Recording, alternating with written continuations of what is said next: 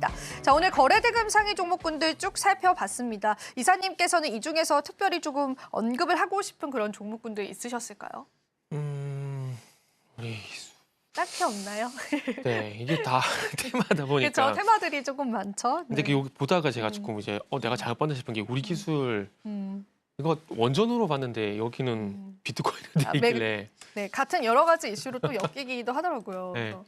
그래서 사실 그렇게 관심 종목이 없어서 정말 죄송한데 일단 마니까 FNG 좀 말씀드리고 아, 싶은데. 네, 그거 그러면 짧게 좀 대응 방법을 좀 이야기를 들어볼까요? 요거는 대응할 게 없어요. 할 게 지금 없다. 사실. 그냥. 왜냐하면은 오늘 지금 보자. 14% 떴다가 지금 마이너스 전환된 상황이거든요. 마이너스 전환이 된 상황이고, 그리고 이제 정말 조류 AI라는 단어도 정말 오랜만에 보는 것 같은데 이게 잘 아시잖아요. 계절성 동물 네, 독감, 가난. 네, 동물 질병, 동물 바이러스 이렇게 해야 돼요. 계절성 동물 바이러스 이런 것들인데 이게 해마다 발생이 되다 보니까 계속 반영이 되잖아요. 그러니까 이게 만약에 새롭게 막 딱 부각이 됐다면 한 며칠 정도 볼 수가 있겠지만 그런 건 아니잖아요. 정말 오랜만에 조류 AI라는 단어가 저도 보지만은 그럼에도 불구하고 코로나 이제 보게 되면은 2015년, 2010년 겨울이 될 때마다 막 조류 AI라든지 그리고 이제 또 뭐 있죠? 갑자기 생각이 안 나요. 하여튼 동물성 바이러스는 이슈가 되게 많았었잖아요. 그럴 때마다 동물 백신 관련주 상승이 나왔었는데 그런 거에 어떤 반응이라 봐야 될까? 그리고 이제 마니까 FNG 같은 경우는 조류 AI뿐만 아니라 오늘 또 일본에서 고농축 오염수를 네, 방수했다라는 방류, 이슈들이 같이 좀 네. 나왔어요. 네. 그래서 그런 이슈들이 있다 보니까 아마 반응을 좀 하는 것 같아요. 반응을 하는 것 같기 때문에 이런 것들은 테마일 뿐이고 오늘 전반적으로 나노혜택도 그렇고 마니까 FNG, 비올, 우리 기술, 셀리드 다 테마거든요. 그렇기 맞아요. 때문에 테마는 잘 아시잖아요. 초기에 바짝 들어가서 빨리 탈출하고 빨리 막 먹고 나오는 게 맞는 거지. 이런 것들이 길게 갈 그런 건 없는 것 같아요. 그렇기 때문에 거래대금 상위 종목을 보게 되면서 오늘 시장이 그러니까 너무 하락을 하다 보니까 테마 쪽으로 이렇게 수급이 쏠림 현상이 나온 것 같아요. 제가 보기에는. 그래서 이런 것들은 전 당일날 그리고 아니면 짧게 하는 것들이기 때문에 너무 큰 관심 가지지 마시고 말 그대로 그냥 특징주, 테마주 맞아요. 이렇게 보시는 게 맞는 것 같아요. 네, 사실 거래대금 상위 종목군들을 이제 뽑을 때도 고심을 하는데요. 근데 여전히 이제 거래대금 상위는 그날 테마주에 좀 몰리기는 하더라고요. 그래서 여러분들이 대응을 잘하시는 관점에서 보시면 좋을 것 같고 지금까지 쭉 증시의 흐름을 보다 보면은 사실 이런 테마가 단기성으로 펼쳐지는 경우가 너무나 많습니다. 그래서 대응을 좀 잘 해보셔야 되는 시점이지 않을까 싶고요.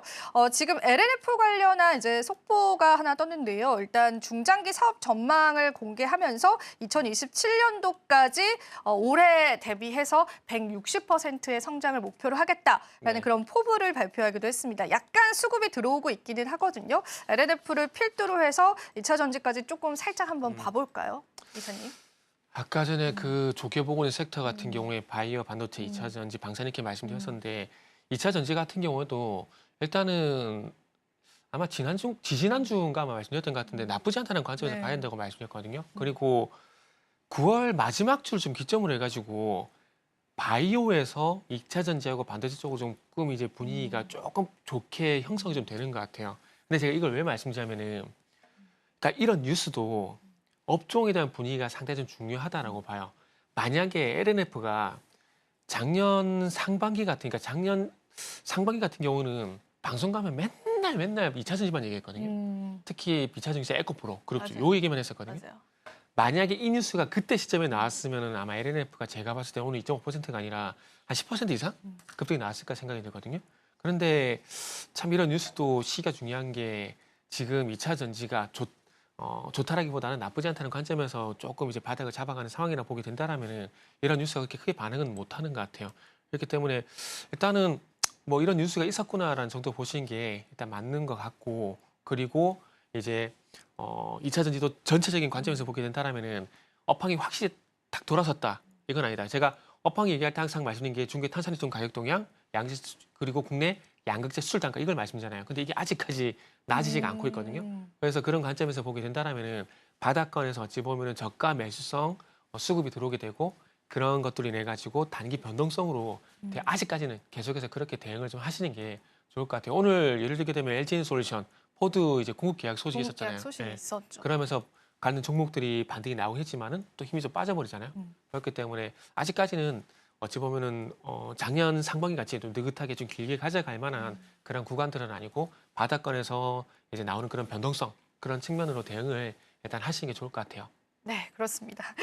저희가 또 2차 전지 관련해서 이사님의 코멘트들 살짝 들어봤는데 많은 또 이야기들이 나오고 있는 게 언제가 바닥일지 모른다라는 거는 좀 통일돼서 일맥상통하는 것 같습니다. 그래서 다양한 수치적인 것들, 특히나 수요적인 부분들 확인하고 2차 전지주들은 대응을 해보시는 게 좋지 않을까 그런 생각이 드는 시점인 것 같습니다.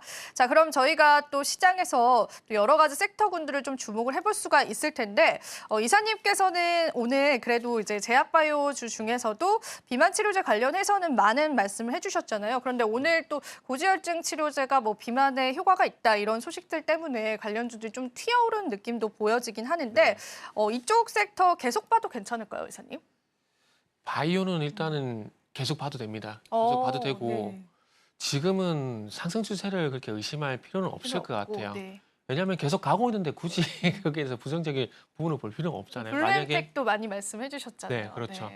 그래서 바이오는 그렇게 보고 있고 그 이제 비만 치료제 관련돼서는 이제는 조금 이제 보내줘야 되지 않을까 이제는 생각이 보내줘야 들어요. 네. 된다. 네. 왜냐하면은 이제는 중요한 건 숫자가 눈에 보여야 되거든요. 네. 그동안 어쨌든 지난달, 지지난달부터 이제 그러니까 7월 달부터죠. 이제 상반기에서 하반기로 넘어가게 되면서 7월 달부터 바이오가 쭉 강세를 보이게 되면서 이제 바이오는 맛집이라는 표현을 했었잖아요. 그러면서 비만 치료제 말씀드렸는데 비만 치료제 강세를 보였던 건 결국에는 비만 치료제 시장이 커질 것이다. 거기다 플러스 해가지고 위고비가 국내 상륙 이슈 이런 것도 있었거든요.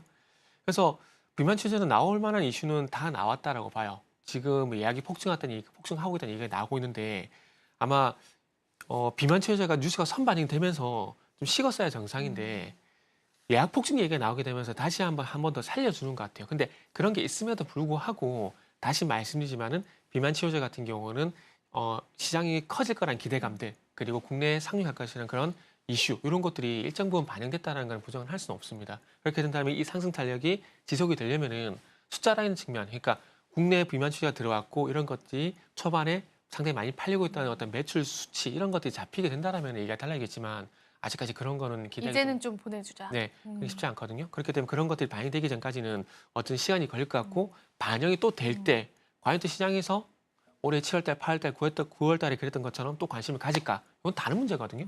그렇기 때문에 지금은 이슈에 사서 뉴스에 팔아라 이런 관점에서 일단 보시는 게 좋지 않을까 생각이 들고 그 속에서 뭐 좀 전에 말씀드린 알테오젠이라든지 한올바이오파마라든지 ABL 바이오 이런 것들 보게 되면은 여전히 계속 상승 추세예요. 네. 그래서 그런 것들 조정 나올 때 일단 접근해 보는 게 좋지 않을까 생각이 들고 알테오젠, ABL 바이오, 한올바이오파마 이런 것들 공통점이 뭐냐면은 결국 미국 쪽에 이슈가 있는 종목들. 그러니까 알테오젠 같은 경우 머크사하고 이슈가 좀 있잖아요. 그래서 그런 부분들도 있고 그리고 뭐 이제 컨닝을 좀 하자면은 이제 한올바이오파 같은 경우는 미국 쪽에 또 기술 이전 이슈가 있잖아요. 그래서 그런 것들인데 그럼 방금 말씀드렸듯이 ABL 바이오, 알테오젠 이런 것들 최근에 계속해서 끊임없이 가는 것들은 결국 미국 쪽 이슈가 있는 것들이 한 공통점이 있거든요. 그래서 그런 것들 공통점이 있는 그런 종목들 중심으로 해서 조정 시 매수 하시는 게 좋지 않을까라고 말씀드릴 수 있을 것 같아요. 그리고 한올바이오파마 네. 이것도요. 지금 얘기하셨습니다. 네. 하시나요? 네, 그렇습니다. 저희가 이제 사실은 이 위고비가 이제 국내 상륙하고 나서 정말 서버가 다운됐다라고 해요. 이사님은 뭐 비만 치료제 필요 없으시겠지만 네. 저는 한번 봤는데 굉장히 이제 들어가기도 힘들더라고요. 그래서 이제 그 이슈들이 주가에 얼마나 탄력을 줄 수 있을까를 봤는데 모멘텀을 소화 중이다라는 의견을 주셨습니다. 그래서 비만 치료제를 조금 보내주고 우리가 신약에 관련해서 또 미국과의 기술 이전에 관한 협약들을 하고 있는 기업들, 특히나 한올바이오파마 같은 기업들을 조금 더 주목을 해보면 좋다라는 말씀까지 들어봤습니다. 그리고 CDMO 관련돼 가지고 네, 그쪽도 같이 저거 여전히 이제 볼까요? 프레스티지 바이오파마 최근에 그 바이오로직스가 상당히 좀 강세거든요. 그래서 아마 위치적으로 조금 부담되는 분들은 프레스티지 바이오파마 같은 종목들도 대안이 될 수가 있기 때문에 한번 관심 가져보시면 될 것 같아요. 지금 시장이 정말 지금 가는 놈만 가는 장세잖아요. 너무 그래요. 네. 네. 그러다 보니까 가는 놈만 가는 섹터에서 고를 수밖에 없거든요. 그래서 그 속에서 막 잘 가는 종목들도 있지만은 위치적으로 좀 낮지만은 그래도 앞으로 조금 차트가 좋아질 만한 예비 후보군들 보게 되면은 방금 말씀드린 이런 것들도 좀 대안이 될 수 있을 것 근데 같아요. 가는 놈만 가는데 가는 놈을 잡기가 힘들더라고요. 그래서 이게 정말 힘듭니다, 시장이. 대응이 너무 힘듭니다. 이게 저도 마찬가지로 음. 그런 케이스인데 잘 가는 게 보여요. 보이긴 합니다. 근데 하지만 네. 조정을 기다려요. 아, 오지 않는 조정을 그렇게 오지 기다려요. 않는 조정을 기다리다 놓치는 경우들이 너무 많아서 그죠. 참. 그래서 그런 겁니다. 그래서 저희가 돈을 못 버는 것 같습니다. 네. 이게 근데 어쩔 수가 없어요. 왜냐하면은 이거는 앵커님이나 저나 저도 마찬가지거든요. 저도 대부분 많은 사람 다 마찬가지인데 내가 주식에서 돈을 벌려고 했을 때 가장 좋은 방법은 미래 신문을 보는 거거든요. 근데 그게 안 되잖아요. 그렇기 때문에 알 수가 없어요, 아무도. 근데 그런 상황 속에서 시장도 마찬가지지만 종목 것들 같은 경우에는 이게 음모론적인 관점에서 보게 되면은 누군가는 이 종목을 움직이는 애들 분명히 있을 거거든요. 그 사람들만 이게 어디까지 가고 어떻게 조정하는지 그 설계하고 알지. 우리는 아무도 몰라요. 알 수 없습니다. 그죠? 그걸 모르기 때문에 그걸 못하는 거라고 생각을 하셔도 됩니다. 네. 앞으로 저희가 미래 신문을 한번 준비해 보도록 노력을 한번 해보도록 할게요. 자, 그럼 저희가 이제 오늘 시장에서 이제 종가가 10분도 남지 않은 시점에서요. 종가 베팅 종목으로 어떤 종목군들을 꼽아 오셨는지 이사님의 종가 베팅 오늘 한번 야심차게 좀 들어보겠습니다. 되게 많이 고민을 했거든요. 고민 많이 되시죠. 근데 생각도 금융주도 분위기 괜찮아요. 맞아요. 괜찮았었어요. 금융주에서 내에서 KB금융하고 우리금융도 괜찮게 보고 있고 방산 같은 경우도 풍산도 오늘 자리 갖고 되게 많이 고민했는데 오늘 같은 날 차라리 반도체를 말씀드리는 게 좀 더 힘이 되지 않을까 생각이 들어서 SK 하이닉스를 좀 준비를 했거든요. 하이닉스요? 네네. 네. 이런 것들은 언제 사지? 이런 고민이 되게 많이 되고 지나고 나서 살 걸 이렇게 후회가 되는 종목들이거든요. 그래서 오늘 이후에 개인적으로는 18만 원 이하로 한번 내려가게 되면은 한번 매수를 하셔가지고 조금 길게 보시면 좋지 않을까. 우리가 뭐 단타만 칠 수는 없잖아요. 네. 이렇게 본다라면 이런 종목 괜찮을 것 같은데 삼성전자가요. 파운드리는 뭐 얘기할 것도 없겠죠. 얘기할 것도 없고 HBM이 하이닉스에 뒤진 것도 잘 알고 계실 거고. 근데 차세대 디램 쪽 같은 경우도 좋지 않아요. 하이닉스 대비해서 상당히 조금 경쟁력에서 밀리는 게 아닌가라는 그런 걱정이 되는데 하이닉스가 그 세계 최초로 10나노급 6세대 디램 일시 디램을 개발을 완료를 했어요. 완료를 했는데 이게 10나노에서 그 선단 공정을 보시면 가장 최신 그러니까 1A, 1B, 1C 이렇게 뒤로 갈수록 차세대 디램이라 보시면 되는데 1B 디램 지금 현재 HBM3 같은 경우는 1A 디램이 들어가요. 그런데 내년에 양산 예정인 HBM4라든지 4E 같은 경우는 1C 디램을 적층시켜서 만들 거거든요.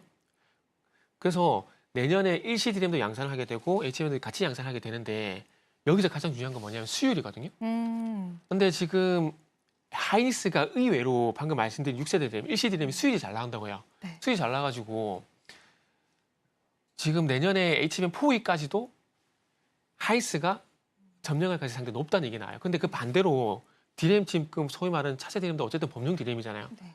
수율이 지금 1B 같은 경우는 50%, 1C 같은 경우 10%도 안 된다는 얘기가 있어요. 이런 상황이면은 상당히 선단 공정이 쉽지 않다라고 봐요. 지금 뭐 HBM3 건너뛰고 HBM4E 얘기 나오는데 결국 지금 차세대 디램에서 수율이 안 나오게 되면은 이거 삼성전자 쉽지 않다라고 봐요.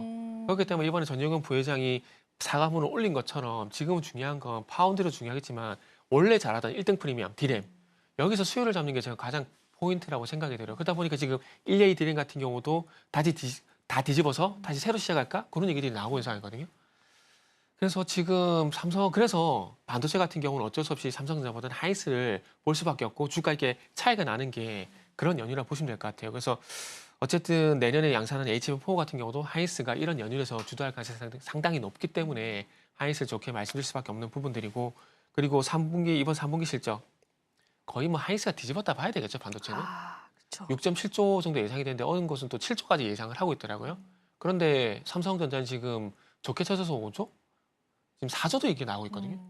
뒤집어졌어요. 뒤집어졌기 때문에 하이닉스 좋게 볼 수밖에 없는 부분들이고 그리고 CXL 같은 경우도 결국 디램으로 하는 거잖아요. 요것도 지금 모듈 인증을 현재 거기서 진행 중인데 거기서 하면 인텔밖에 없거든요. 왜 그냥 인텔에 얘기하는지 모르겠어요. 맞아요. 그죠? 네. 그래서 인텔 쪽으로 진행하고 있는데 지금 디램에 이런 상황이라면은 인텔이 하이닉스 쪽으로 좀 손을 들어주지 않을까? 그렇게 되면 너무 최악이 되는 거 아닌가요, 이사님? 근데 지금 수율 잡는 게 쉽지가 않을 거예요. 이게 왜 안 쉽냐면은 이 챔버라는 진공 공간이 있거든요. 네. 웨이퍼가 들어가서 네. 반도체 제조되는 이 공간이 있는데 여기가 진공 공간이고 눈으로 못 봐요. 그 눈을 못 보기 때문에 이걸 소위 말하는 좀 속된 표현을 하면 노가다식으로 뭐 시가격을 뭐 5mm 넣었다가 10mm 넣었다가 계속 맞춰가지고 이 소위 말하는 로직을 맞춰놓은 거거든요. 네. 근데 이게 지금 일시적으로 깨진 거예요. 그러면 이게 선단 공정 갈수록 이 로직을 맞추는 게 쉬울까요? 어려울까요? 어려울 수밖에 없거든요. 네. 그러니까 지금 HBM 같은 경우에 하이닉스하고 삼성의 기술 차가 뭐 18개월 정도 벌어졌다는 얘기를 하고 있잖아요.